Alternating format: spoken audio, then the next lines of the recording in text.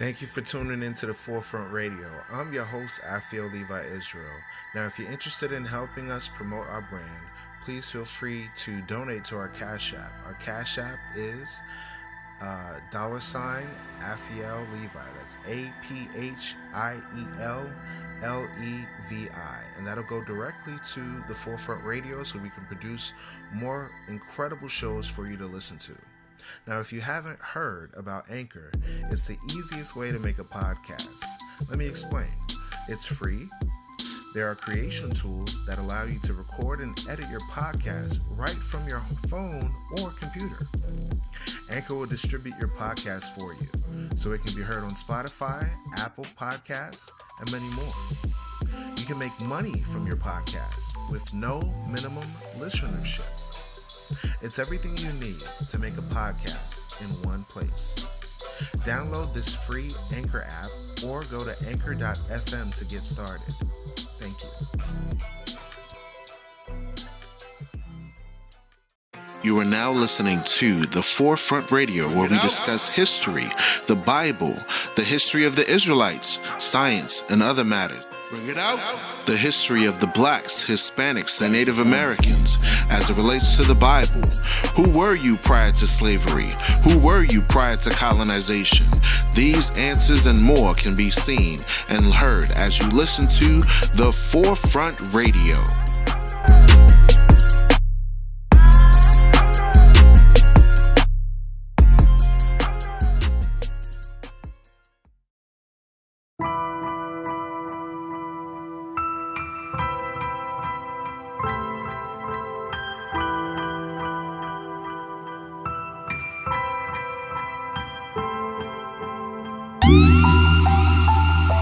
Gotta keep these laws. Gotta keep these laws. Israel. And the Lord said to Moses, rise up and teach all the people. Tell them that this is your wisdom in the sight of the heathen. And the Lord gave 2 tablets, right laws to govern the people. But they were so damn evil, rebellious, stiff-necked people. Captivity, aka ships, slavery. We would not hearken, no, we would not hear. We would not listen, no, we would not fear. We was the righteous and we was the kings. We was the priests, listen to clear. All the wicked lying, all the fornication, all the selling, hating, all the baby making, all the idolatries, all the Caesar shares, all the Baals and Molochs and sacrifices to devils. Wake up, let's go home. Righteous in my zone. 12 tribes for the kingdom. It's coming, won't be long. And the Lord said to Moses, speak to the sons of Israel, repent of all your sins, cause the kingdom is here within.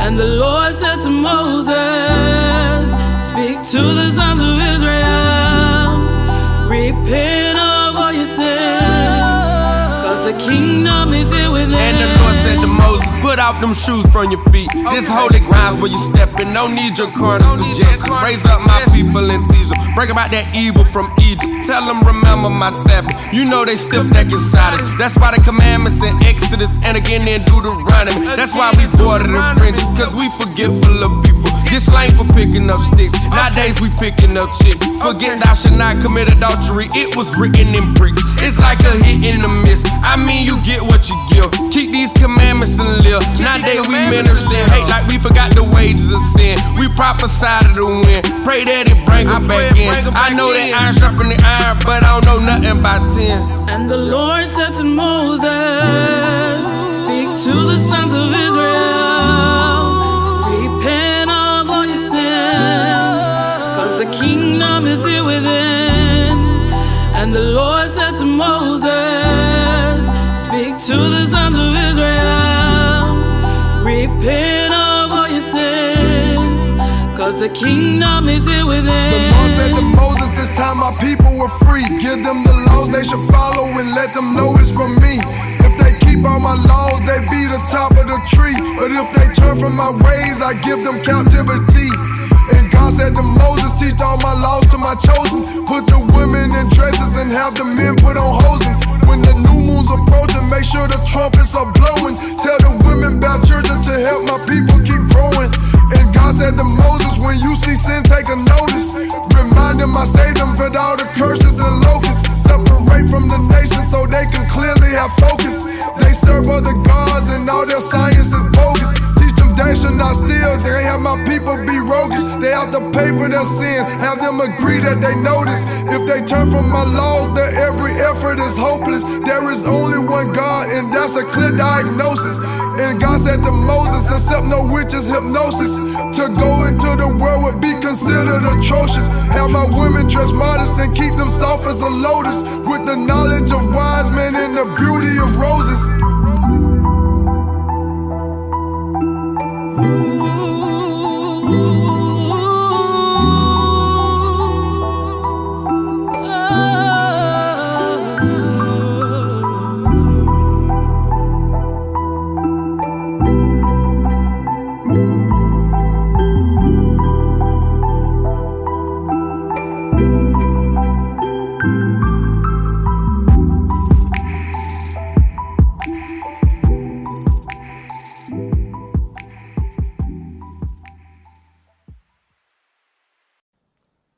And I'd like to now bring up another interesting place that you're finding descendants of the Israelites, but may not necessarily be from the 10 tribes, but will also play a role.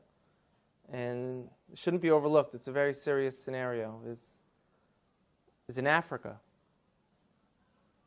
Africa has perhaps hundreds of millions of people with this identity right now of being from the people of Israel. Does that mean they were from the 10 tribes? Likely not. We were taught by the historians and within our own traditions that when the Romans conquered Judea, a few hundred years after that the tribes of Israel went into exile, perhaps millions of Judeans were sold into slavery, into Africa, into Rome, deep into Africa. And if you look now, you're seeing people who are most likely the descendants of those slaves who kept true. I'd like to bring up a few specific examples because they're going to be game changers. One of them wrote letters to Israel when it became a state. And they said, we're Israelites out in Africa. You know, everyone laughed at them and they said, African Israelites, these people are just trying to jump on the first world country bandwagon. They're living in a third world country. They got nothing. We're coming to Israel. We got innovation, technology. So they're trying to get on this train because there's such a thing called the right of return. All descendants of the Jewish people from around the world are able to move to Israel. So they said we are also. And everyone kind of laughed at them, like I said. And a few people took it serious and went out there and started studying them, learned about their culture. And a professor from Duke University went out there and did DNA testing on them. And he showed not only do they share Semitic genes from people who were in Yemen and back to the Middle East, these gentlemen, a large percent of them, have the Y chromosome to be Kohanim, to be priests. Now, if anyone who doesn't know, a priest is a specific family clan of the nation of Israel who come from Aaron, the brother of Moses, who was the first priest. And anyone descended from Aaron has the status title priest. And we found that these men in this village in South Africa called Lemba, L-E-M-B-A, carry this genetic marker to let us know that they share the same as from the Sephardic and the Ashkenaz and the population of the people in Israel today. They share the same exact DNA marker. That's mind-blowing. So everyone kind of got humbled a little bit who laughed at them and said, now what? Now what do we do about this? This could have tremendous implications. Another area in Africa you have something big happening is in Nigeria. You have the Igbo people, or Igbo, pronounced either way. There's 40 million of them, also Christians, like I spoke about before, how that could happen to the children of Israel very easily. But also a lot of them are now coming out and converting back or adopting the rules of the Torah without all the paganism that they've been practicing for hundreds of years. There's been books written about it from scholars in Nigeria, from scholars from the Jewish people. And where it gets interesting is, in America, there was a slave trade. And a lot of the slaves, a very high percentage of them, came from Western Nigerian ports. And in America today, you see a very large movement of African Americans who say that they're the real chosen people, that they're the children of Israel, they're the Judeans. So what are they just trying to create an identity for themselves because they were slaves, or is there really something here? And the answer is, most likely there is something there.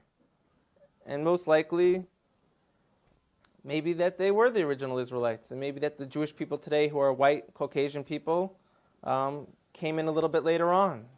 We know that some of the greatest sages of the transmission of the Torah were converts from Rome. You have a man named Onkelos who wrote a commentary on the Torah, unprecedented, that we still learn today. He was a convert.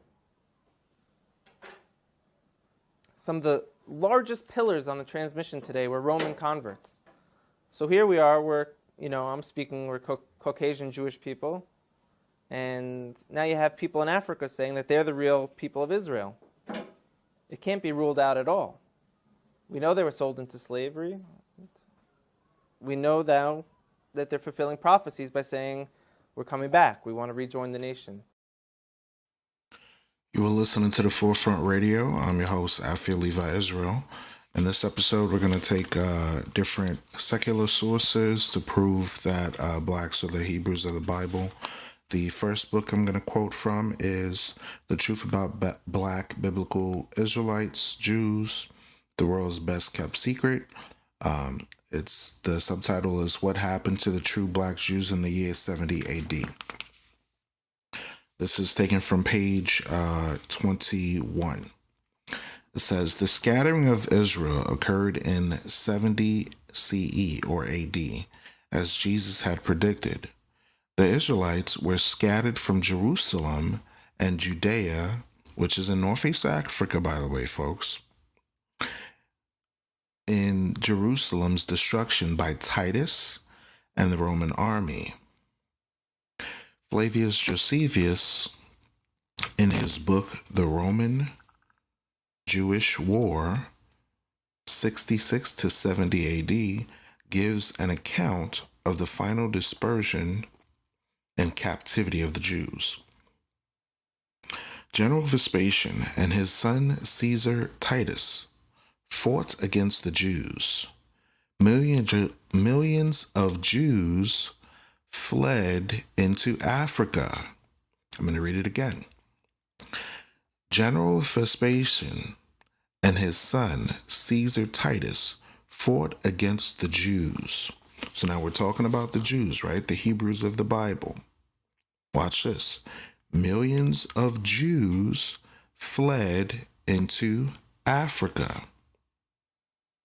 So now anybody with common sense is going to say, hold on, wait a minute. Judea or Jerusalem is in Northeast Africa. The Romans are in Rome. Rome is Italy. That's in Europe. So now, if I was a Caucasian fleeing from another Caucasian race, wouldn't I go and hide amongst other Caucasian races in order to flee from persecution? Why is it that when we're reading right now historical documentation, an outside biblical source, people don't have common sense? We're reading that millions of Jews fled into Africa.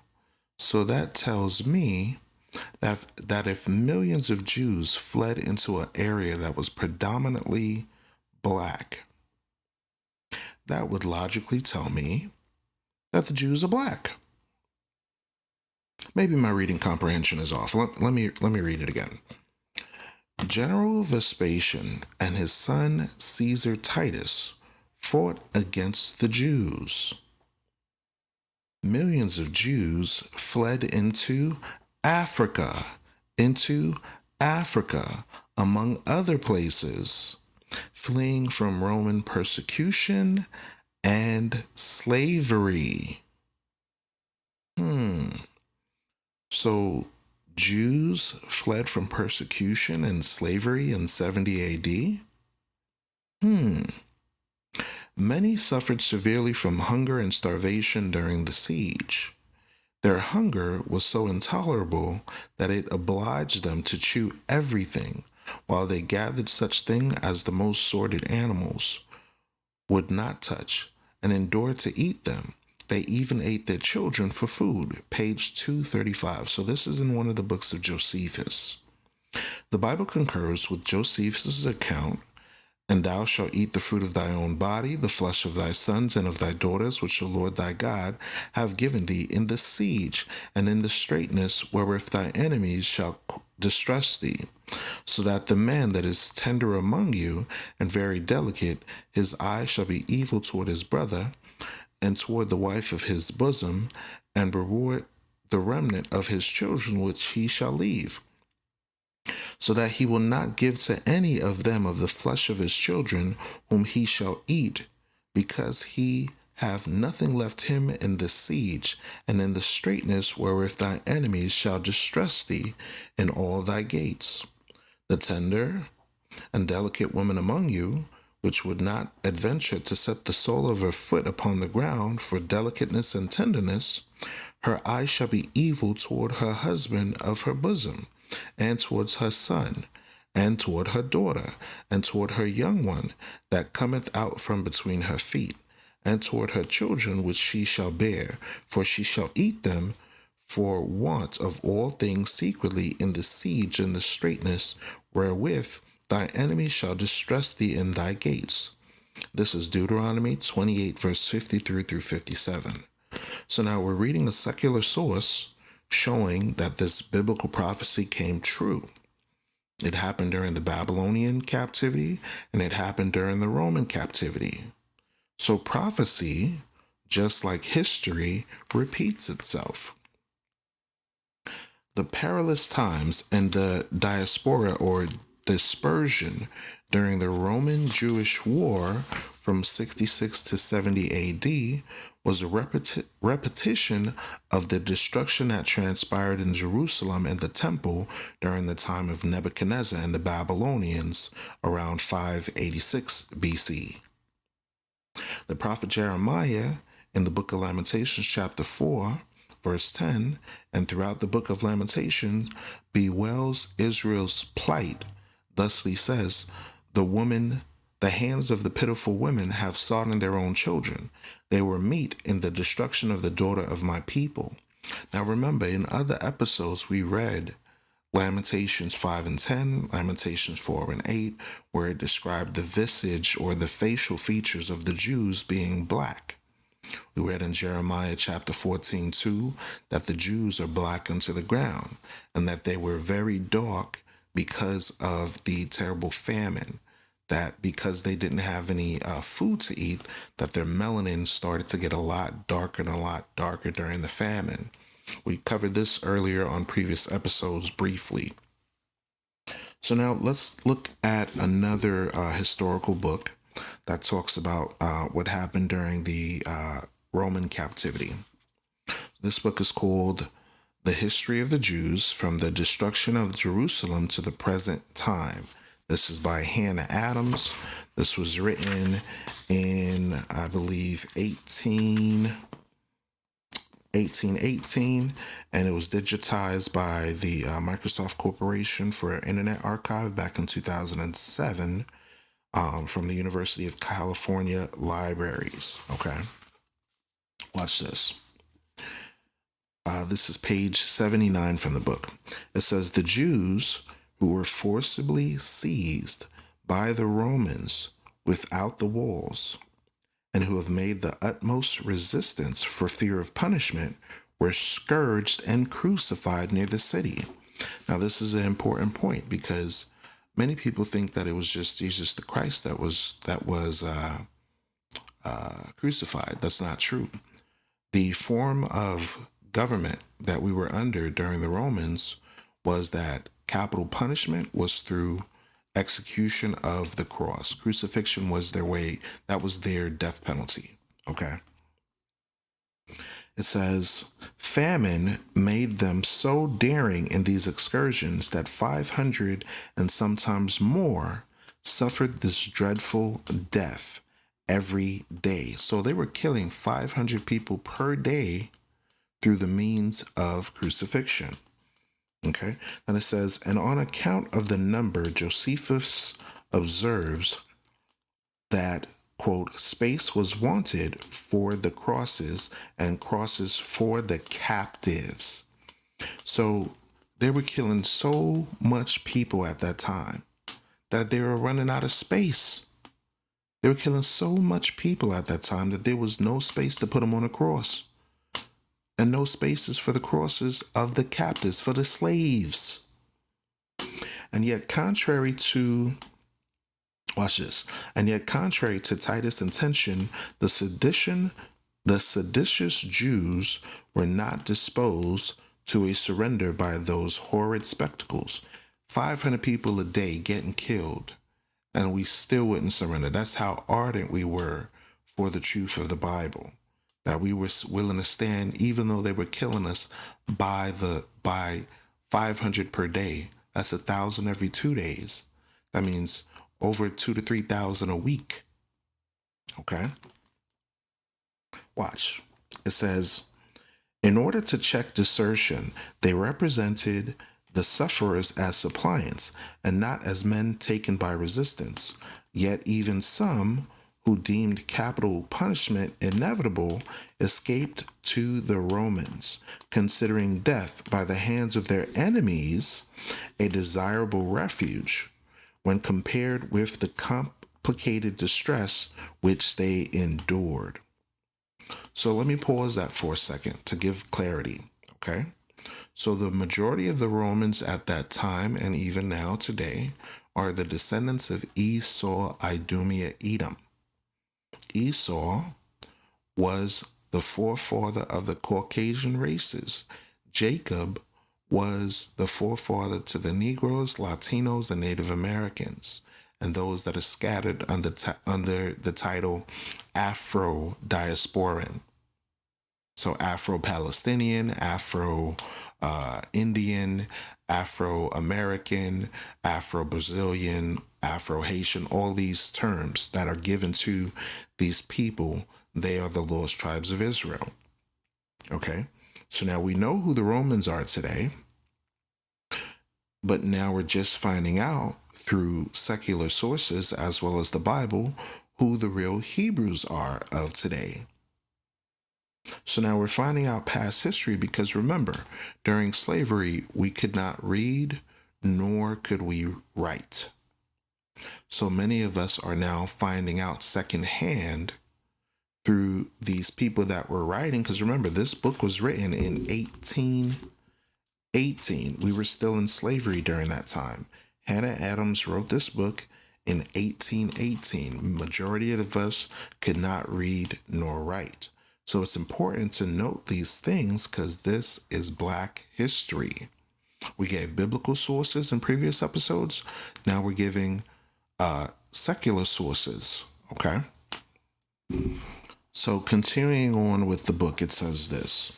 Yet even some who deemed capital punishment inevitable escaped to the Romans, considering death by the hands of their enemies a desirable refuge, when compared with the complicated desire which they endured.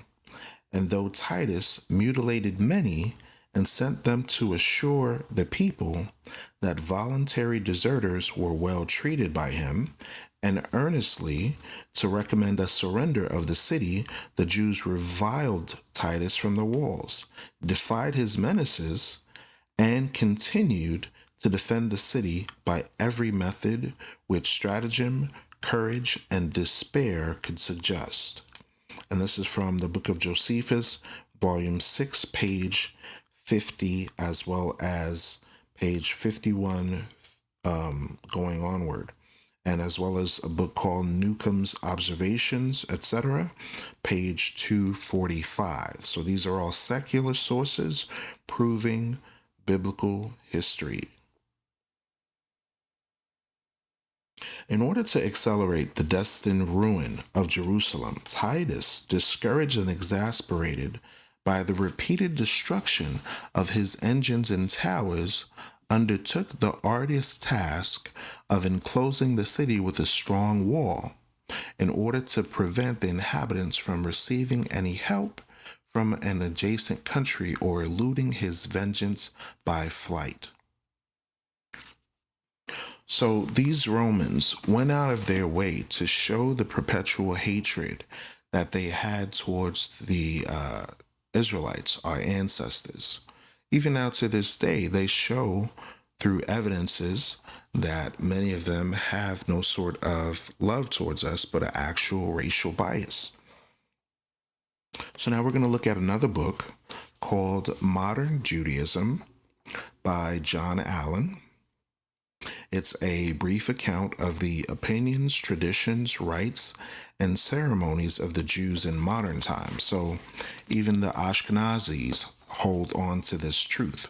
When it talks about the descendants of Esau, meaning the Romans, the Europeans, what does this secular source have concerning traditions pertaining to the Edomites? Watch this. Esau's descendants are the subject of extensive traditions in which the rabbis, with an effrontery at which we should wonder in any other men, have set at defiance all authentic history and accurate chronology. Watch this. First, that the descendants of Esau, the sworn enemies of the descendants of Jacob, even to the end of the world. So even to the end of the world, when the world is going to be destroyed, Esau will be a sworn enemy to the descendants of Jacob. So now, ask yourselves the question.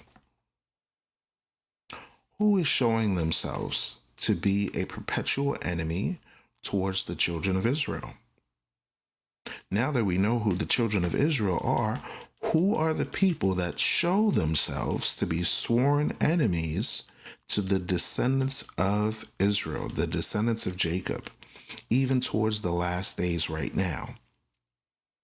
Because when we were first a small nation, and when Esau was a small nation, they were inhabiting the Mount of Seir and the adjacent country, contiguous to the land of Canaan, that they were easily confined within their own limits, as long as the Israelites enjoyed a great and formidable empire in Canaan. So while the Israelites were in power, the Edomites were not able to take over the world. However, watch this. It says, but that after the powerful republic of the 12 tribes was destroyed by the Assyrians and the Babylonians, they wonderfully increased in numbers and strength, extended their dominion towards the west, spread their colonies far and wide, subjugated Italy, founded Rome and the Roman Empire, at length entirely overturned the Jewish state, which is what we just read in the other books, right? That the Roman Empire, as it grew, it subjugated Italy and it colonized far and wide, as well as while they set up their empire, they decided to try to overthrow the state of Judea, right? At length entirely overturned the Jewish state, which had been restored after the termination of the Babylonian captivity, the second temple being destroyed by Titus Vespasian. That's what we read in the other book, right? And that in the present day, meaning today, at the time that this was written, it was 1818, right? Watch this. It says, and that in the present day, 1818, while the Jews were in slavery, professing the religion of Jesus of Nazareth. So hold on, wait a minute. So at 1818, who was professing the religion of the Black Messiah? They was professing a white Messiah. They was pushing a white Jesus. So this tells you that the people perpetrating a white Jesus at 1818 were the Europeans, the Edomites, the descendants of the Romans. Watch this. Which they were the first of all nations to embrace. They hold the dominion over all Europe. Esau detaining in captivity his brother Jacob, at least as far as regards the tribe of Judah, till his Messiah ben David shall appear. So wait a minute. Esau ruled during the Roman Empire. Esau has dominion over Europe. Esau has his brother Jacob in slavery. Let me read it again. It says Esau detaining in captivity, the word captivity means slavery, his brother Jacob, at least as far as regards the tribe of Judah, till his Messiah, meaning till the tribes of Judah, the Israelites, till his Messiah, son of David, shall appear. So this tells you that the Messiah has not come back yet, because we're still in the land that we were brought to in captivity. What are we reading? A secular source. This is Modern Judaism, page 231. They're literally telling you that Esau, who's the Caucasian races, have detained in captivity his brother Jacob, who are the so-called Indians, the Latinos, Hispanics, and the so-called Africans, so-called African Americans, right? Still have them in captivity till this day, right? Watch this. That's first. Secondly, watch this, that the prophecies of the prophets against Esau, Edom, Seir, and the cities of Edom, especially those of Isaiah, Jeremiah, and Obadiah, have not yet received their full accomplishment. So now you can see, folks, why people tell you, oh, don't read the Old Testament. Because they don't want you to know that there's prophecies in there concerning the destruction of the Edomite Empire, destruction of the descendants of the Romans, their whole house, their whole clan, their whole tribes. Isaiah prophesied about it. Jeremiah spoke about it. Even Obadiah spoke about it. My favorite book in the Bible is Obadiah. I could read that all day, every day. If you want to know what happens to those that oppressed you, read the book of Obadiah. Watch this. It says, watch this. For that though the house of Esau has experienced some particular judgments of God on account of the injurious at different periods of time inflicted upon Israel, yet the final vengeance on account of that last and great injury, the destruction of the second temple by Titus, and the transportation of the Jews into captivity. Remember, in the last book we read that the Jews that were trying to escape fled into Africa. Now we're reading about the transportation of the Jews into captivity, into slavery. All right, continuing on, it says, in which they are still most opprobriously detained. So what does this tell you? That the Jews that were in captivity during the time of 1818, when the author was writing this, the Jews that were in slavery, the Hebrews that were in slavery during the time of 1818, that are still most opprobriously detained, meaning they're still in slavery at 1818, is yet impending over it, to be executed in the time of the Messiah, that this is foretold by the prophets in all their denunciations of the severest plagues against the house of Esau, the cities of Edom and Mount Seir, which all belong to Rome and the Christians, and that the fate of Christians at that time will be far more dreadful than that of the Mohammedans.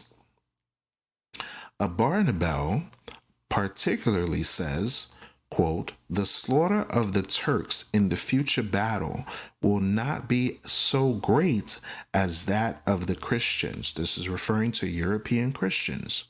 For many of the Turks will escape, according to Isaiah verse 19. Isaiah 56. Isaiah 56 verse 19. That's what it's referring to.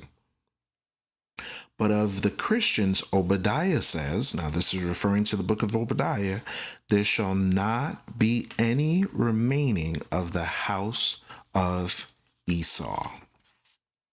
All right. And that's from the book called Modern Judaism, page 231 and 232. So, folks, what we went over is secular sources proving the black presence of the Jews in the Bible.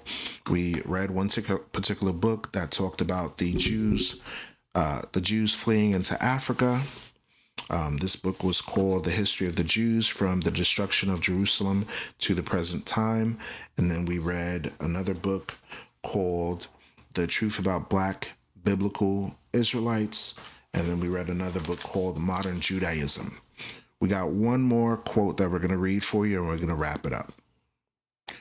Alrighty, folks, here is the last quote that we're going to read from. We're going to read from the book called History of the Jews, okay?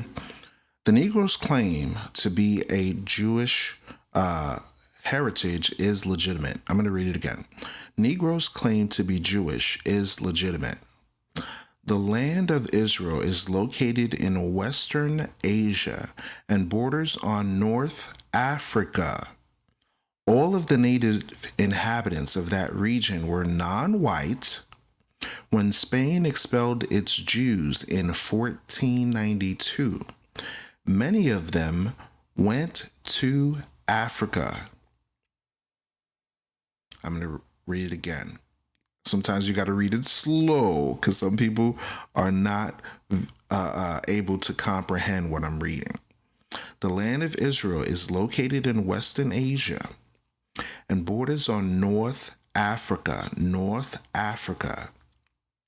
All of the native inhabitants, meaning all the Hebrews, all the Canaanites, all the Jebusites, all the other people that was living there, all the native inhabitants of that region were non-white. When Spain expelled its Jews in 1492, many of them went to Africa.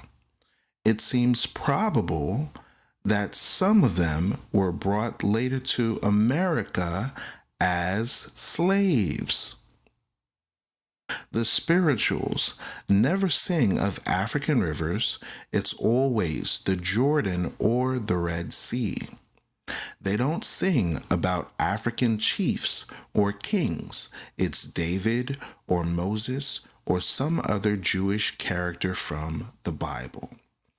So now, when our ancestors were singing "Swing Low, Sweet Chariot, Coming Forth to Carry Me Home," they were literally singing about the chariots of God, the black angels coming down with the Messiah, coming to save us and bring us out of the land of captivity. Thank you for listening to the Forefront Radio, where the truth does not fear investigation. We looked at secular sources today, proving that the ancient Hebrews of the Bible are black. Peace and blessings to you all.